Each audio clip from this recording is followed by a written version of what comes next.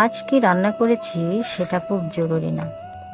চুলায় হাঁড়ি চালানো মানেই তো শুধু রান্না নয়, এই হাঁড়ির সাথে চাপা পড়ে যায় সময়, মন, শরীর, সব কিছু।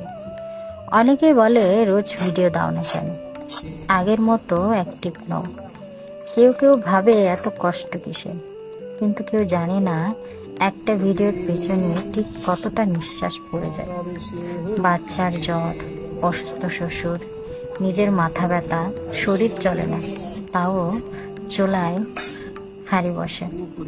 আমি তো শুধু সামান্য কন্টেন্ট ক্রিয়েটার না, আমি একটা সংসার, একটা মা, একটা মেয়ে, একটা রান্নাঘর।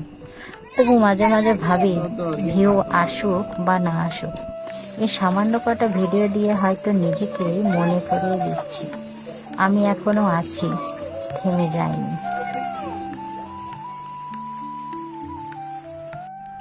ভিডিওটি যদি ভালো লাগে, লাইক, কমেন্ট, শেয়ার করতে ভুলবেন না কিন্তু।